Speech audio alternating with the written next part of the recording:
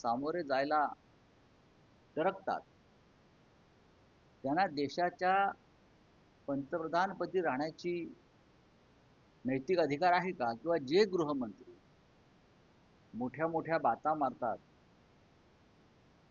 धमक्या देतात ईडी सीबीआयच्या आणि ह्याच्या, ते संसदेच्या सभागृहात यायला घाबरतात, त्यांना देशाच्या गृहमंत्री पदावर राहण्याचा अधिकार खरोखर आहे का? याचं आत्मचिंतन आता भाजपच्या खासदारांनी आणि भाजपच्या इतर पुढाऱ्यांनी करायला पाहिजे. आज आम्ही पुन्हा त्यांना बोलवण्याचा प्रयत्न करू आणि अमित शहांचा राजीनामा मागण्याचा जो आमचा उपक्रम आहे तो चालूच राहील. पुण्यात होते महाशय परवाही, रात्रीच्या काळोखात पुण्यात गेले, तिथे निदर्शनं झाली त्यांच्या विरोधामध्ये. आज दिल्लीमध्ये निदर्शनं सुरू आहेत त्यांच्या विरोधामध्ये. जनतेला सामोरे जाणं, जनतेला तुम्ही सामोरं का जात नाही? तुम्हाला जर लोकांनी खरोखर निवडून दिला असेल तर तुम्ही लोकांसमोर जायला पाहिजे. आणि जर तुम्ही चोऱ्या माऱ्या करून, लफंगीगिरी करून, हूड चोरी करून दहशतीच्या मार्गाने निवडून आले असाल तर ती दहशत तुम्हाला छळते. एवढंच मी सांगेन.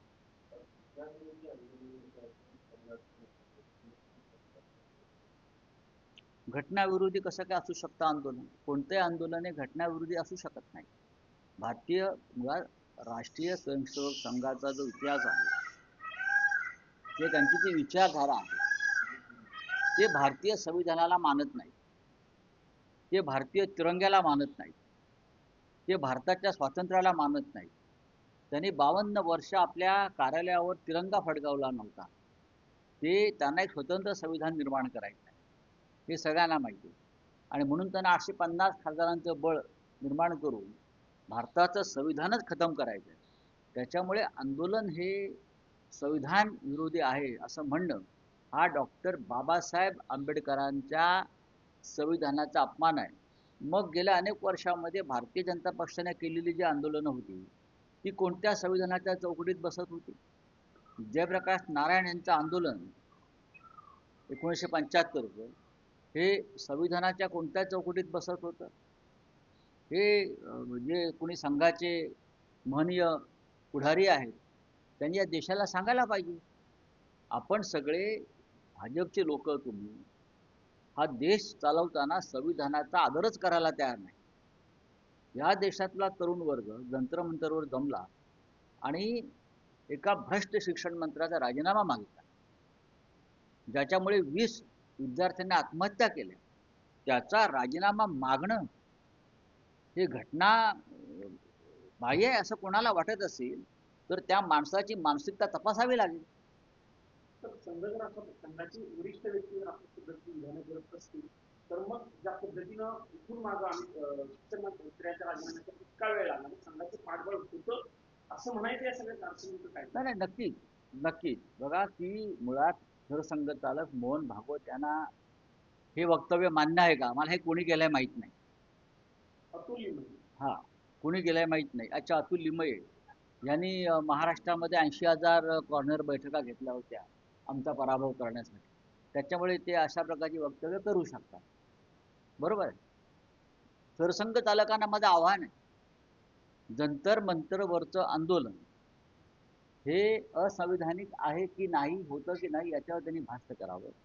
कारण जेन झीच्या भावना समजून घ्यायला पाहिजेत असं वक्तव्य सरसंघ चालकांचं होतं.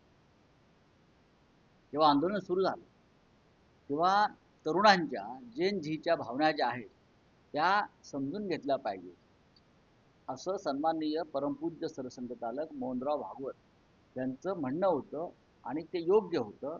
आणि जर संघातून हा दुसरा आवाज निघत असेल याचा अर्थ संघामध्ये मोदी शहानी माणसं पेरलेली आहेत त्यांची चमचे. हो गया. तर पप्पू यादवांनी परवा दिवशी संसदेच्या परिसरामध्ये आंदोलन केलं होतं. राम मंदिरामध्ये त्या पद्धतीनं दानचोरी, कथित दानचोरी झाली आहे. आता आम्ही बरोबर आहे. काल दुर्दैवी तो प्रकार मी पाहिला. मी आज त्यांना भेटणार आहे जाऊन त्यांच्या निवासस्थानी. प्रश्न असा आहे की दानचोरी विरुद्ध आवाज उठवणं हे पण असंविधानिक आहे का? हे त्या विचारा संघाच्या त्या पुढाऱ्यांना. राम मंदिराचा ट्रस्ट तुमच्या ताब्यात आहे, संघाच्या. राम मंदिरासाठी हिंदूंनी सगळ्या बलिदान केलंय, फक्त संघाने नाही किंवा भाजपने नाही. तिथे 1400 कोटीची चोरी होते, 550 कोटीची दानपेटी चोरीला जाते. त्याच्यावर आवाज उठवणाऱ्यांच्या वर घरात घुसून चाकू हल्ला केला जातो आणि संघाचे लोक त्या चाकू हल्ल्याचं समर्थन करतात. हे संघाचं किती अधपतन सध्या सुरू आहे याचं हे उत्तम उदाहरण आहे की संघाचं अधपतन. या संघाकडे आम्ही एक नीतिमान आदर्श संस्था म्हणून पाहत होतो, ते चाकू हल्ल्याचं समर्थन करतात. आणि अशा प्रकारचे वक्तव्य म्हणजे राम मंदिरातल्या दानपेटी चोरीला संघाचा पाठिंबा आहे का? ज्या प्रकारच्या चोऱ्या राम मंदिरात झाल्या त्या संघाच्या संमतीनं झाल्या असं आम्ही समजायचं का? होऊ द्या ना, गुन्ह्याचं काय गुन्हा? गुन्ह्याचं काय गुन्हा असतात? असे गुन्हे दाखल होत असतात. शेकडो गुन्हे आहेत अशा राजकीय कार्यकर्त्यांवरती गुन्हे दाखल होत असतात. कशाकरता गुन्हा दाखल झाला मला माहित नाही. कारण ही जी मंत्रिमंडळातली किंवा सरकारमधले जे लोक आहेत ते भारतीय संविधान, स्वातंत्र्य, अभिव्यक्ती स्वातंत्र्य हे मानायला तयार नाही. त्याच्यामुळे अशा प्रकारच्या वक्तव्यांना अपशब्द वगैरे असं आवरण देऊन गुन्हे दाखल करतात. करू द्या ना. अहो किती गुन्हे दाखल करणार आमच्यावर? आता ते आंदोलकांवर गुन्हे दाखल करतायत म्हणून ते घाबरले. आमचं अख्खं आयुष्य हे गुन्ह्यांशी लढण्यात गेलेलं आहे. बाळासाहेब ठाकरेंची शिवसैनिक आहोत आम्ही. हे सांगा गुन्हे दाखल करणारा म्हणून. नाही पण गुन्हे जयकुमार गोरे मंत्री आहेत त्याच्याबद्दल तुम्ही ट्विट पण केलेलं होतं. मग त्यांनी माननीय उद्धव ठाकरे यांच्याविषयी जे वक्तव्य केलं बरं का, ते कोणत्या संहितेमध्ये आणि कोणत्या सभ्यतेच्या चौकटीत बसतं? ठीक आहे ना. माननीय शिवसेना पक्षप्रमुख ते राज्याचे माजी मुख्यमंत्री आहेत, ते बाळासाहेब ठाकरेंचे सुपुत्र आहेत, ते शिवसेनेचे प्रमुख आहेत. त्यांच्याविरुद्ध तुम्ही अद्वा तद्वा वक्तव्य करायची आणि त्यांना आम्ही उत्तर दिल्यावर तुम्ही आमचे गुन्हे दाखल करायचे. याला हुकुमशाही म्हणतात. आज सत्ता आहे म्हणून तुम्ही अशा प्रकारचे गुन्हे दाखल करा. उद्या तुमच्याकडे सत्ता नसेल तेव्हा काय होईल याचं त्यांनी आत्मचिंतन केलं पाहिजे. चांगलं आहे, त्यांनी माझ्या आसपास पण फिरू नये, त्रास होईल त्यांना. बरं का, त्यांनी मला ओळखू पण नाही. जर त्यांनी कोणी ओळखायचा प्रयत्न केला तर ते अडचणीत येतील.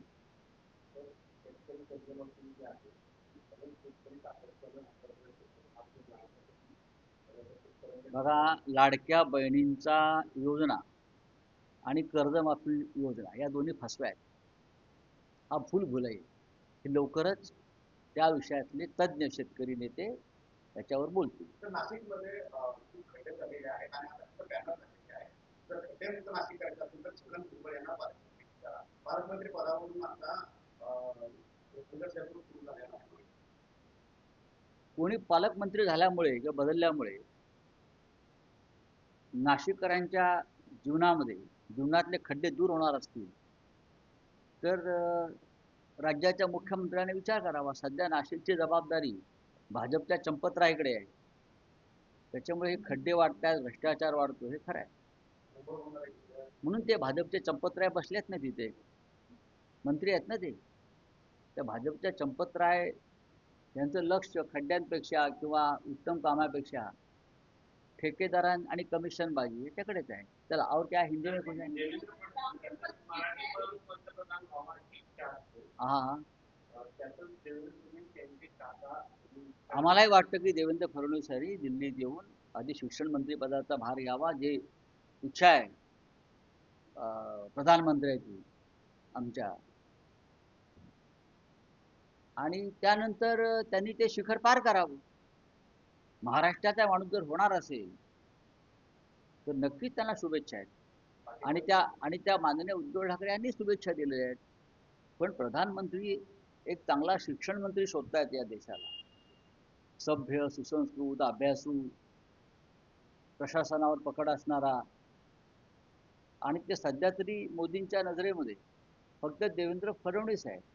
हे जेव्हा मी वारंवार सांगतोय तेव्हा ते सत्य आहे लक्षात घ्या. बोलिये. सर, ये राम टेम्पल जो स्किप हुई पार्लियामेंट में काफी कंट्रोवर्शियल हो रही, आप अपने उसके अगेंस्ट एफआईआर ज्यादा अटैक कर रहे हैं, किस तरीके से देखते हैं आप ये कंट्रोवर्सी मैच कर रहे हैं, किसी के सेंटीमेंट हर्ट कर रहे हैं? मुझे बताइए, अगर राम मंदिर में चोरी हो गई, राम मंदिर सिर्फ हिंदुओं की नहीं पूरे देश की आस्था का विषय है. अयोध्या में राम मंदिर बनाने के लिए जो संघर्ष हुआ है उसमें बहुत लोगों ने बलिदान किया. सिर्फ बीजेपी नहीं थी उसमें, बीजेपी तो भाग गई थी, हम सब थे उसमें. उस राम मंदिर के लिए अगर 1400 करोड़ की चोरी होती और राम मंदिर ट्रस्ट के प्रमुख कौन है? बीजेपी है, आरएसएस है, विश्व हिंदू परिषद है. तो हम अगर आपसे सवाल पूछेंगे कि चोरी कैसे हो गई, चोरी किसने की, चोर कहाँ है, चोर सरकार में है या ट्रस्ट में बैठे हैं, तो उसमें उसके ऊपर हमारे ऊपर आप एफआईआर कैसे लॉन्च कर सकते हैं? हम तो विजल ब्लोअर है. अखिलेश यादव जी ने सबसे पहले चोरी की जानकारी दी, तो आप उनके ऊपर भी एफआईआर लॉन्च करेंगे? आंदोलन किया है हमने. अगर हमने राम मंदिर के लिए आंदोलन किया था तो राम मंदिर की चोरी के खिलाफ भी आंदोलन करें, यह हमारा अधिकार है. अगर सरकार हमारे ऊपर एफआईआर लॉन्च कर रहे उसका मतलब ये सरकार, आरएसएस, विश्व हिंदू परिषद, ये सब लोग राम मंदिर में जो चोर बैठे हैं उनका समर्थन कर, उनको प्रोटेक्शन दे. कल पप्पू यादव जी के ऊपर हमला हो गया, क्यों? क्योंकि वो आंदोलन का हिस्सा बन गए थे पार्लियामेंट में. ये कौन सी तानाशाही है? ये गलत है. जनता मंच की तरफ भारतीय सेना से 10 दिनों से प्रदर्शन कर रहे हैं मांगों को लेकर, क्या संदेश करेगा? अभी कुछ दूसरे का भी समाप्त नहीं, मैंने देखा है ये जहाँ जहाँ अब युवा अपने इस विषय के लिए सड़क पर आएंगे तो सरकार को उनसे बात करनी चाहिए, नहीं तो जंतर मंतर ऐसी स्थिति पैदा है. अगर झारखंड में आंदोलन चल रहा है, चाहे उनको जैन जी बोले और कुछ भी बोले, और पेपर लीक के खिलाफ आंदोलन है, तो झारखंड के मुख्यमंत्री ने जाकर उनसे बात करनी चाहिए. वो आंदोलन में यूज किया जाता है, वो संसद के माध्यम से अलग चीजों में यूज किया जाता है. इसलिए नया बिल जो है वो लाया अगर फॉरेन फंडिंग की आपको इतनी नफरत है तो विदेश से लोन लेना बंद कर लीजिए ना, वर्ल्ड बैंक से. वर्ल्ड बैंक के सामने कटोरा लेके आप क्यों खड़े हो? देखिए, फॉरेन फंडिंग का ये बहाना है, कोई फॉरेन फंडिंग यहाँ नहीं आ रहा है. जनता की मदद से आंदोलन चला है. भारतीय जनता पार्टी और उनके पूरे संगठन, चाहे आरएसएस हो चाहे और कोई हो, ये फल फूल गए हैं फॉरेन फंडिंग के ऊपर. ये सबको मालूम है. आपकी विदेश की जो शाखा है आरएसएस की, वो तो वहां चंदा जमा कर रही है.